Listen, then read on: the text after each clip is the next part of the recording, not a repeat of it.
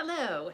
Okay, so we're gonna play around with squatting today, and I'm gonna do 3-part video because I'm not able to download the longer ones for some reason.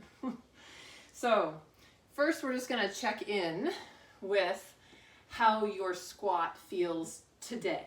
Okay, so all I want you to do is stand with your feet maybe just a little bit wider than hips distance, and you're just gonna squat and see how low you can go. You may or may not be able to get very low. The key is I want you to have control. So I want you to pick a surface. You'll start high. Pick a surface that you can squat down to without any plopping, yeah? And that you can get up from without any oomph or momentum, okay? So you're just gonna squat, totally controlled, feel for whatever the surface is with your butt, and then sit all the way onto it. And then you can use your arms for, leverage, but no speed, no momentum. So you can bring them out in front of you if that helps. Shift your weight onto your feet and stand up without speed. So if going as low as the couch, you have a plop or you need momentum, you need to go up a little bit higher. So you can just put something up on the couch to give you a little more height, or you could even sit on the arm of the couch if you have something higher like that. So I'm going to go down to where I can really very easily control and then back up. If you totally have control that high, go lower. So I've just got a pile of pillows here, and I'm reaching for the pillows. Think of it as reaching for the pillows with your tailbone or your pubic bone maybe. Sitting all the way down on it, and then making sure I can still get up from that without any momentum, any sort of oomph or speed. So I'm going to reach my arms forward, press into my feet, and stand up. Okay? Maybe you can go even lower, right? So you are finding your height for how low you can go with total control right now in this moment. And that's it. Okay, so that's your checking in with your squat. Figure out your height.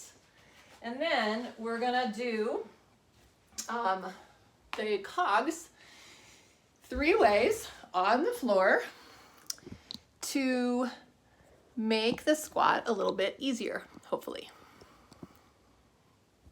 Okay, so you're gonna lay down on your backs. We've done this one before. At least we've done the forward and back version. So the forward and back version is just tipping the pelvis forward and back, and forward and back. And you're seeing if when you tip it forward, your low back should end up coming off the floor, your stomach kind of pops up, and then when you tip it back, your low back presses to the floor, right? So we're gonna let the head move with that. So we want the chin and the pubic bone going the same direction. So as the pubic bone pulls between the legs, so does the chin. And as the pubic bone pushes back that way, so does the chin.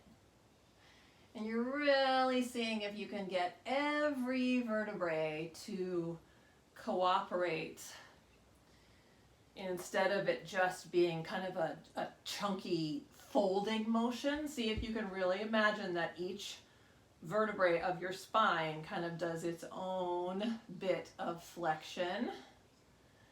And of course the neck is doing extension here because the head's going back.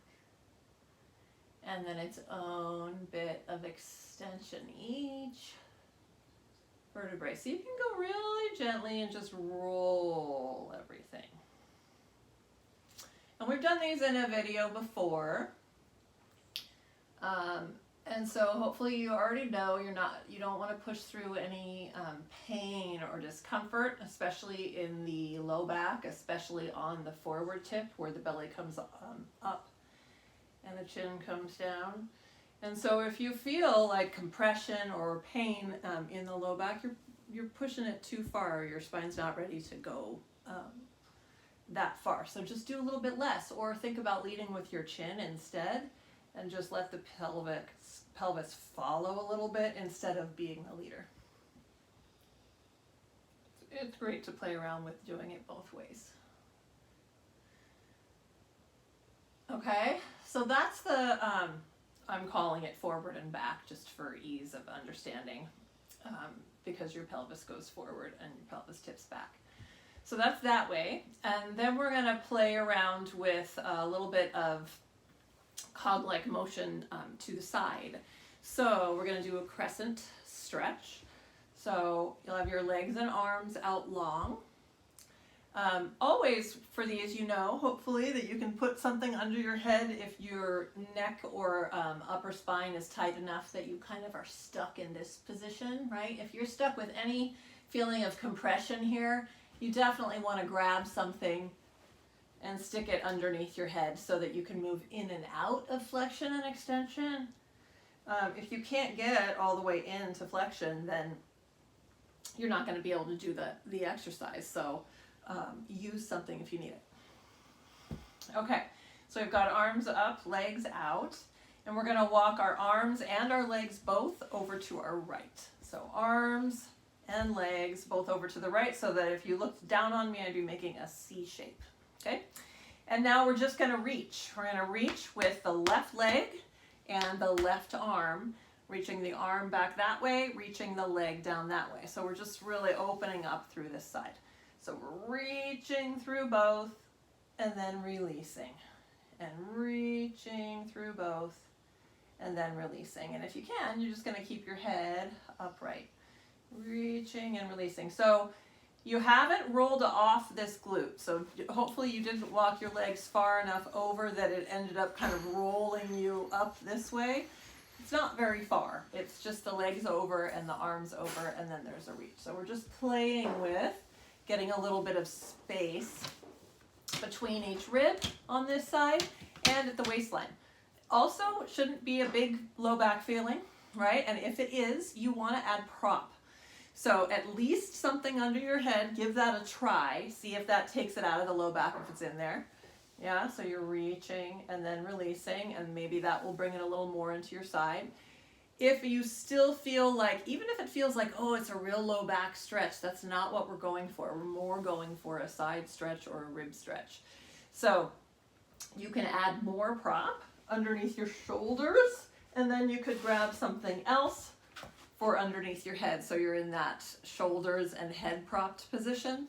And then when you go, it might bring it more into the muscles that we're targeting. Okay, let's do the other side. Walk the legs over to the left and the arms over to the left. Butt cheeks stay on the floor. We're reaching through the right arm, and then we're reaching through the leg. And we're just reaching and releasing. Go ahead and keep your head upright. Reaching and releasing. This side that's shortened is just kind of laying here being lazy. This is about the side that we're stretching. Reaching and releasing. And one side might be tighter than the other, so you may need props on one side but not the other. Just experiment and really feel what you're feeling and work according to that.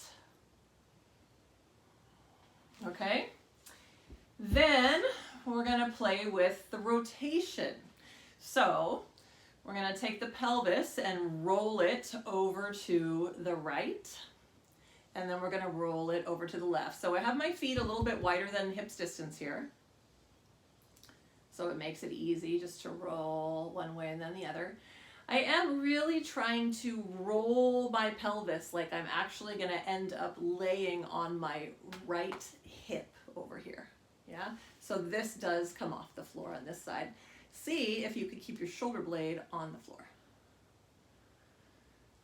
You can put your arms out to the sides.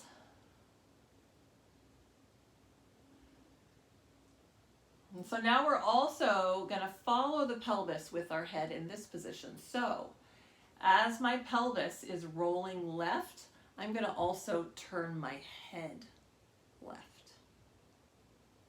I'm still trying to keep my shoulders connected to the floor. And then I'm bringing both pelvis and head back to the center. Pelvis and head are going right, and I'm anchoring the opposite left shoulder blade. Or you could think of it as you're anchoring the whole left side of your upper rib cage, shoulder girdle. Head and pelvis. Turning and back. And then we're just going to do an exercise that kind of combines all three of those. So arms are up again, knees are bent. So we're just going to add a little bit of purposeful cog to the rotation. So just by putting our arms up overhead, we're adding the sides in a little bit. You'll feel that as you go from one side to the other. So as we rotate the pelvis to our left, we're bringing the head with us, okay? As we're rotating, we're also gonna reach the chin and the pubic bone as if we're trying to reach both of those between our legs. So we're rotating and doing the forward back piece of the cogs. It feels great. You can add a little extra reach through that right arm if you liked. And then back to the center. Head and pelvis both going right. And nodding the chin and the pubic bone between the legs. Okay, so just have the head and the pelvis doing the same thing. They're both turning the same way and they're both reaching the same way as you rotate. As you're coming back to center, I would recommend probably just relaxing, but because otherwise you might have too many moving parts and it might stop feeling good and be more of a head trip. But if this feels easy to you, like it's actually kind of naturally happening, that as you rotate, feels pretty easy to bring the chin and the pubic bone both down toward the feet, then you can also exaggerate a little bit the cog going in the other direction. So as you go to each side, you're nodding the chin and reaching the pubic bone. As you come back to center, your chin goes back that way, and so does your pubic bone. So your low back ends up coming to the floor. And then now we're going back to the other side, rotating, nodding, back to the center, rotating, chin and pubic bone going back.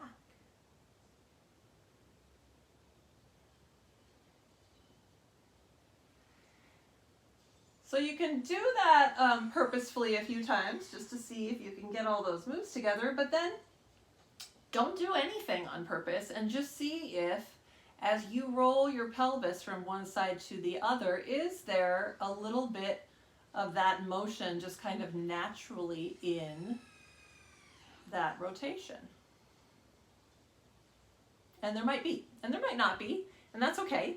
You can just rotate and nod your chin back to center. Rotate and nod your chin back to center. Okay? Then we're going to stand up and see if that affected the squat in any way. So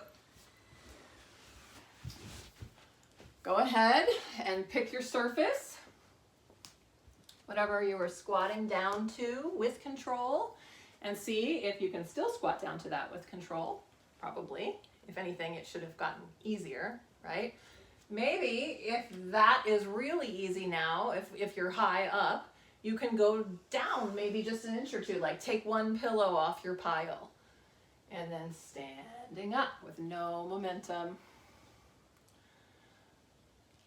All the way down, and all the way back up. So all the cogs, hopefully, for that to do were just to mobilize your pelvis, ribs, and head and let their relationship be a little bit more free so that there's not a big lockdown as you're going down and up into your squats. In part 2, we'll take that a little further. See you in a bit.